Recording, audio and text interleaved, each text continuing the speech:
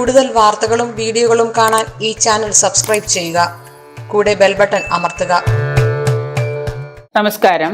തിങ്കളാഴ്ച വ്രതം അല്ലെങ്കിൽ തിങ്കൾ വ്രതം, അതിനെ നമ്മൾ സോമവാര വ്രതം എന്നൊക്കെ പറയും. ശരിക്കും തിങ്കൾ വ്രതം എന്നാണ് പറയുക. എന്താണ് തിങ്കൾ വ്രതം കൊണ്ട് ഉദ്ദേശിക്കുന്നത് നോക്കാം. ഈ ഹിന്ദു അവിവാഹിതകളായ സ്ത്രീകൾക്ക് വിധിച്ചിട്ടുള്ള ഒരു വ്രതമാണ് തിങ്കൾ വ്രതം. നമുക്കറിയാമല്ലോ, സോമവാര വ്രതം നമ്മൾ എല്ലാവരും കേട്ടിട്ടുണ്ട്.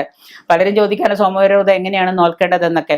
ഈ തിങ്കൾ ഭജനം എന്നാണ് അതിനെ പറയുക. തിങ്കൾ ഭജനം എന്ന് പറഞ്ഞാൽ തിങ്കൾ എന്ന വാക്കിന് തിങ്കളാഴ്ച എന്ന് അർത്ഥമേ ഇല്ല. മനസ്സിലായല്ലോ? തിങ്കൾ എന്ന വാക്കിന് തിങ്കളാഴ്ച എന്ന് ഒരർത്ഥം ഇല്ല.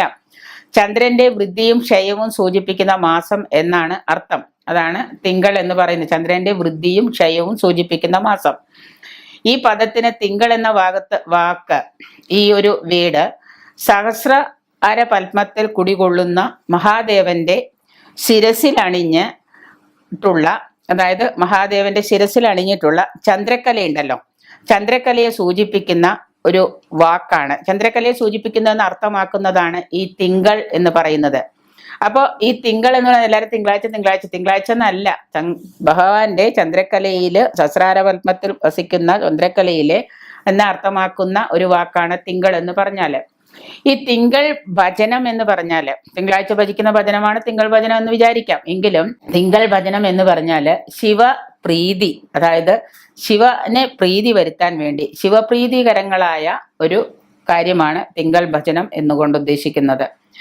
കാലത്ത് എങ്ങനെയാന്ന് വെച്ചാൽ, അതാണ് നമ്മൾ പറയുന്നുണ്ടല്ലോ, സോമവാര വ്രതം നോറ്റു കഴിഞ്ഞാൽ നമ്മൾ അതിന് വേറെ ഭാഷയിലാണ് പറഞ്ഞിട്ടുള്ളതെന്ന് മാത്രം. സോമവാര വ്രതം നോൽക്കുമ്പോൾ അതിരാവിലെ എഴുന്നേറ്റ് ശിവന്റെ അമ്പലത്തിൽ പോയിട്ട് ഭഗവാനെ കണ്ട് തൊഴുത് മടങ്ങി വൈകുന്നേരം വരെ നമ്മൾ നമഃശിവായ പഞ്ചാക്ഷരി മന്ത്രം ജപിച്ച് വൈകുന്നേരം വരെ ഭക്ഷണമൊന്നും കഴിക്കാതെ ഉപവാസം നോറ്റ് വീണ്ടും വൈകുന്നേരം സന്ധ്യാസമയത്ത്, ത്രിസന്ധ്യ സമയത്ത്, ദീപാരാധന സമയത്ത് ഭഗവാന്റെ അടുത്ത് ചെന്ന് കരിക്ക് നേദിച്ച് അവിടെ നിന്ന് കരിക്ക് നേദിച്ച് സേവിക്കുകയും അവിടെ നിന്ന് കിട്ടുന്ന നേദ്യം ഭക്ഷണമായിട്ട് കഴിച്ച് വ്രതം അവസാനിപ്പിക്കുക, പാരണ വീടുകയും ചെയ്യുക എന്നാണല്ലോ നമ്മൾ മനസ്സിലാക്കിയിട്ടുള്ളത് സോമവാര വ്രതം എന്ന് പറഞ്ഞാല്. ഇപ്പൊ കൊറോണ ആയ കാരണം സോമവാര വ്രതം നോറ്റ് അമ്പലത്തിൽ പോകാൻ പറ്റില്ല. അപ്പൊ അതുകൊണ്ട് എന്ത് ചെയ്യണമെന്ന് ചോദിച്ച ആളുകളുണ്ട്. പറ്റാതെ വന്നാൽ എന്ത് ചെയ്യാൻ പറ്റും? എങ്കിലും തൊട്ടടുത്ത് അമ്പലമൊക്കെ ഉണ്ടെങ്കിൽ പതുക്കെ വേണമെങ്കിൽ നടന്നു പോയി പുറത്തു നിന്നാലും തൊഴുതിട്ട് വരാം. അമ്പലത്തിനകത്തല്ലേ കയറ്റാതെ ഉള്ളൂ. അങ്ങനെ ചെയ്യുന്നവരുണ്ട്. നടക്കാനുള്ള വഴിയുള്ളെങ്കിൽ രാവിലെ ഒന്ന് പതുക്കെ കുളിച്ച് എഴുതിട്ട് പുറത്ത് പോയി നിന്ന് ഭഗവാനെ ഒന്ന് തൊഴുതിട്ട്, സങ്കല്പം ഭഗവാൻ അവിടെ ഉണ്ടല്ലോ, അപ്പൊ നേരെ പോയി തൊഴുതിട്ട് തിരിച്ചു വന്ന് വീണ്ടും വന്ന് നടന്നു പോകാനുള്ളത്. ബസ്സും കാറൊക്കെ കയറി പോകണമെങ്കിൽ നടക്കില്ല.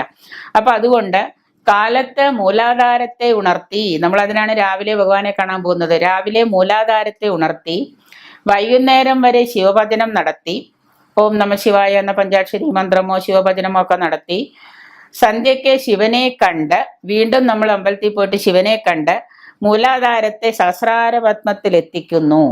മനസ്സിലായല്ലോ? രാവിലെ പോയി മൂലാധാരത്തെ ഉണർത്തുന്നു. ക്ഷേത്രത്തിൽ പോയി ഭഗവാനെ കണ്ട് നമ്മൾ മൂലാധാരത്തെ ഉണർത്തും. വൈകുന്നേരം വരെ ഉപവാസം എടുത്ത് പഞ്ചാക്ഷരി മന്ത്രമൊക്കെ ജപിച്ചു കഴിഞ്ഞ് വൈകുന്നേരം വീണ്ടും നമ്മൾ ഭഗവാനെ കാണാൻ പോകുന്ന സമയത്ത് മൂലാധാര ചക്രത്തിൽ നിന്ന് ഈ മൂലാധാര ചക്രത്തെ നമ്മൾ എന്താണ്, മൂലാധാരത്തെ സഹസ്രാര പത്മത്തിൽ എത്തിച്ച് വൈകുന്നേരം ദർശനം നടക്കുന്ന സമയത്ത് എത്തിച്ച് ആ ദർശനം നടത്തുന്നത് കന്യകമാരുടെ മംഗല്യദോഷത്തിനും കുജദോഷമുള്ളവർക്കൊക്കെ വളരെ പ്രധാനമാണ് ഈ പറയുന്ന സോമവാര വ്രതം അല്ലെങ്കിൽ തിങ്കൾ ഭജനം. മൂലാധാര ചക്രത്തെ സഹസ്രാര പത്മത്തിൽ എത്തിച്ച് അതിനെ ഉണർത്തിച്ച് ആ ഭഗവാനെ ദർശനം നടത്തി ഈ കന്യകമാരുടെ മംഗല്യദോഷത്തിനും വൈദവ്യത്തിനും അനുഗ്രഹമായിട്ട് ഇത് മാറുകയും അതുകൊണ്ട് അവർക്ക് അനുഗ്രഹമായിട്ട് എന്താണ്, നല്ല നല്ല വിവാഹയോഗങ്ങളും ആഗ്രഹിച്ച വിവാഹ ജീവിതവും കിട്ടുന്നു എന്നാണ് അനുഭവം.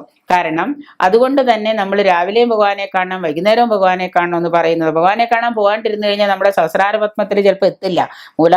രാവിലെ പോയി തൊഴുതു മൂലാധാര ചക്രത്തിൽ ഇരുന്ന് കഴിഞ്ഞാൽ അവിടെ ഇരിക്കും.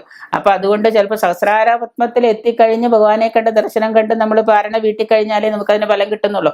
അതുകൊണ്ട് തിങ്കൾ ഭജനം ചെയ്യുമ്പോൾ കഴിയുന്നതും നിങ്ങൾ ഭഗവാനെ ദർശിക്കാനുള്ള സാധ്യതകൾ ഉണ്ടെങ്കിൽ അത് പ്രായോഗികമായിട്ട് ചെയ്യുകയും കൂടെ ചെയ്താലേ നമുക്ക് ഈ പറയുന്ന ഒരു തിങ്കൾ ഭജനത്തിന്റെ പുണ്യം നമുക്ക് അനുഭവിക്കാൻ പറ്റുള്ളൂ. അപ്പൊ അതുകൊണ്ട് തന്നെ വൈകുന്നേരം നമ്മൾ സഹസ്രാരപത്മത്തിൽ എത്തിച്ച് ദർശനം നടത്തുന്നതും കന്യകമാരുടെ മംഗല്യദോഷത്തിന് ഏറ്റവും ഉത്തമമാണ്. അതുപോലെ നിങ്ങൾ ചെയ്യാൻ ശ്രമിച്ചു കഴിഞ്ഞാൽ തീർച്ചയായിട്ടും നമ്മളുടെ വിവാഹദോഷവും മംഗല്യദോഷവും വൈദിവ്യദോഷവും ഒക്കെ പരിഹരിക്കാൻ സാധിക്കും തിങ്കൾ ഭജനം കൊണ്ട്.